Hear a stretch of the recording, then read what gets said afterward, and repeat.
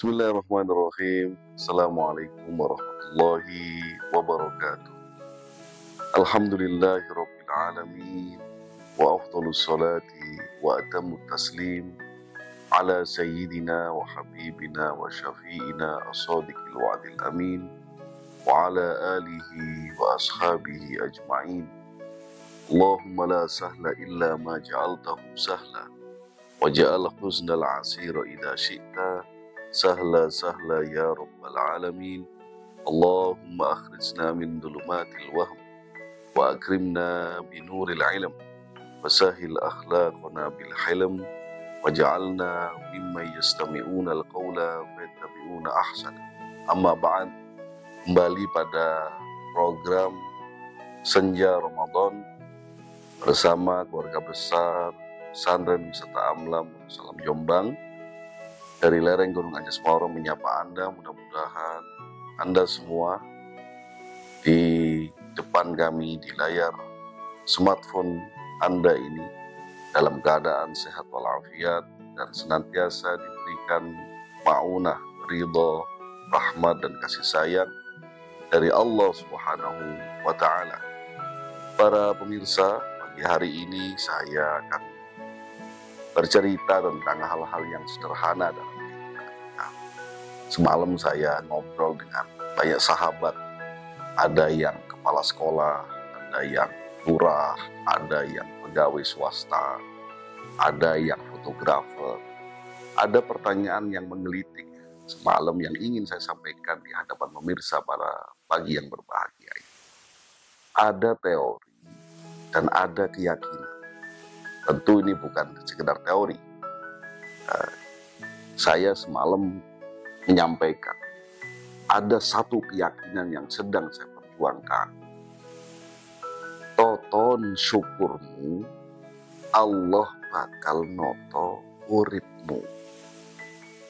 Lalu ada yang pertanyaan kritis semalam yang bertanya, bagaimana kita menata syukur itu? Apakah hanya mengucapkan alhamdulillah saja? Apakah hanya sekedar toton syukurmu, tapi tidak kunjung berubah kehidupan kita?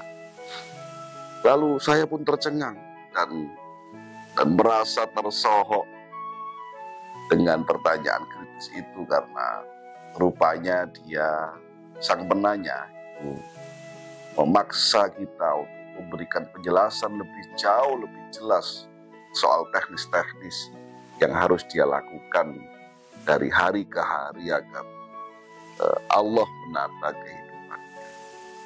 Para pemirsa rahimakumullah, jamaah hadirin al-ahbab dan program Senja Ramadan yang Allah cintai. Maka pertanyaan pernyataan toton syukurmu, maka Allah akan noto urip. Tatalah syukurmu agar Allah menata semua kehidupan. Ini adalah kalimat tauhid, kalimat yang harus kita sematkan dalam hati kita. Mungkin jika dijelaskan bahwa syukur tidak sekedar alhamdulillah, syukur tidak sekedar la in syakartum la azidannakum, syukur tidak sekedar matur nuwun, terima kasih, syukur tidak sekedar, tentu. Tapi kalimat ini harus kita telan betul-betul dalam hati dan sanubari kita bahwa yes, saya setuju dan saya pegang prinsip ini. Ini yang menjadi poin yang penting. Suatu saat nanti dalam perjalanan kehidupan, kita pasti akan diuji. Kita pasti akan disuruh memilih bagaimana kita dalam perjalanan itu. Memilih Allah atau memilih istri kita. Kita memilih Allah wa rasuluhu wa jihadi fi sabili, ataukah kita memilih anak kita. Kita memilih Allah wa rasuluhu wa jihadi fi sabili, kita memilih berjuang di jalan Allah, atau kita justru memilih pekerjaan kita, pekerjaan duniawi kita. Ingat para hadirin, para pemirsa yang diberikan Allah, Ibnu Athaillah sudah mengingatkan kepada kita, ijtihaduka fima dumina laka wa taksiruka bimma tuliba minka dalilun ala intibasi qulubika. Maka sesungguhnya ijtihadmu, usahamu, ikhtiarmu di hal-hal yang sudah dijamin oleh Allah Subhanahu wa taala setiap hari. Wa taksiruka fima tuliba minka, dan rasa salahmu, rasa kurangmu, rasa penyesalanmu akan hal-hal yang diminta oleh Allah Subhanahu wa taala, maka dalilun ala intimasi qalbika atau intimasi qulubika. Maka itu akan menjadi dalil, akan menjadi bukti akan hancur dan busuknya hatimu. Maka para hadirin, para pemirsa yang Allah muliakan, mari kita belajar bahwa ada dua kalimat kata kunci yang Allah berikan di dalam hikmah ini yang disampaikan oleh Al-Imam Ibnu Athaillah As-Sakandari. Yang pertama adalah duminalaga.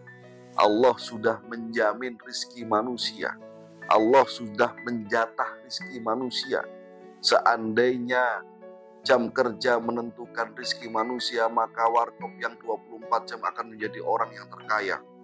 Seandainya rizki diukur dari beratnya pekerjaan, maka tukang bangunan akan menjadi orang yang paling kaya di dunia ini karena paling berat. Seandainya kecerdasan, gelar menjadi pintu masuk terbukanya rizki, maka profesor-profesor tidak perlu mengajukan pinjaman ke bank-bank. Tapi kan tidak. Maka jika kita melihat lebih jernih, sesungguhnya rizki kita adalah hal yang sudah dijamin oleh Allah Subhanahu wa taala. Wa ma min dabatin fil ardi illa 'ala Allahi rizquha. Maka sesungguhnya tidak ada makhluk di dalam bumi ini, walaupun dabah, hewan kecil yang melata, ada yang bilang uket-uket pun, adalah dijatah oleh Allah Subhanahu wa taala, karena itu jaminan dari Allah Subhanahu wa taala. Maka kaya adalah soal waktu, miskin adalah soal waktu, berkah adalah ikhtiar kita. Maka jangan pernah kita bersungguh-sungguh memeras otak, keringat dan kemampuan hanya untuk urusan yang sudah dijamin oleh Allah Subhanahu wa taala. Yang kedua, kalimat kunci yang kedua atau kata kunci yang kedua adalah tuliba minka. Apa yang diminta Allah Subhanahu wa taala dari kita? Yang diminta Allah Subhanahu wa taala dari kita adalah ibadatuna. Yang diminta dari Allah Subhanahu wa taala dari kita adalah memberikan penghambaan, memberikan kesempurnaan penghambaan kita kepada Allah Subhanahu wa taala. Jika ada perintah dari Allah, sami'na wa ata'na. Jika ada perintah dari Allah, sam'an wa ta'atan. Jika dipilih, mana yang dipilih antara perintah Allah, larangan Allah, ataupun kita memilih hal-hal yang menurut nafsu kita dan keinginan-keinginan duniawi kita, maka kita terus berikhtiar memberikan penghambaan terbaik pada Allah Subhanahu wa taala. Maka di akhir kalimat hikam itu dikatakan dalilun ala intimasi qulubika. Maka jika dua hal itu kita melakukannya, yang pertama kita selalu kerja keras dengan hal-hal yang sesungguhnya sudah dijamin oleh Allah Subhanahu wa taala. Allah berfirman, aku yang memberi makan kamu, aku yang membesarkan anakmu, aku yang memberi makan anak-anakmu, aku yang sesungguhnya memberikan ilmu kepada mereka, dan seterusnya. Kita tidak boleh GR, merasa anak kita yang kita ngasih makan kita, istri kita yang ngasih makan kita, yang membesarkan anak adalah kita. Sejak kapan? Karena kesemuanya adalah sesungguhnya dilakukan oleh Allah Subhanahu wa taala. Yang kedua, wa taksiruka fima tuliba minka. Maka jangan sampai kau putus asa, merasa rugi, merasa belum maksimal dengan hal yang diminta oleh Allah. Apa yang diminta Allah? Penghambaan kita kepada Allah. Ubudiyatuna ma'allah, rububiyatuna ma'allah, uluhiyatuna ma'allah. Maka penghambaan kita haruslah diberikan secara sempurna kepada Allah Subhanahu wa taala, agar tidak menjadi dalilun intimasu qulubina, tidak menjadi tanda hancurnya dan busuknya hati kita di mata Allah Subhanahu wa taala. Nauzubillahi min dzalik. Terakhir, para pemirsa yang beriman, para penggemar senja Ramadan yang sangat saya banggakan, di Ramadan kali ini kita harus ingat bahwa sesungguhnya kita semua, Anda dan saya, dan semua yang di antara kita adalah objek dari Yang Maha Subjek. Kita tidak berhak mengatur, kita tidak berhak menentukan, kita tidak berhak memilih, kita tidak berhak merasa melakukan sesuatu dan merasa berjasa. Karena sesungguhnya ada yang maha menggerakkan dari semua itu adalah Zat yang maha agung, yang maha perkasa, yang maha memberi, yang maha bijaksana, yang maha adil, Allah Subhanahu wa Ta'ala. Jangan pernah merasa melakukan sesuatu, karena sesungguhnya yang menggerakkan dan maha melakukan adalah Allah Subhanahu wa Ta'ala.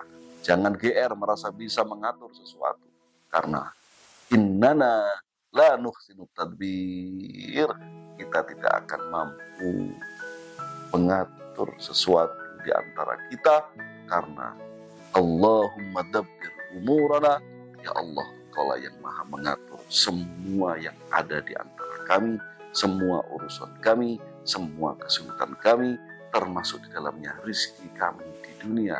Maka jadilah kita, mudah-mudahan la'allakum tattaqun, pada madrasah Ramadan ini menjadi sebaik-baik hamba, memberikan penghambaan terbaik pada Allah Subhanahu wa Ta'ala. Aqulu ma tasma'un wa astaghfirullah min qalbi bila amal. Assalamualaikum warahmatullahi wabarakatuh.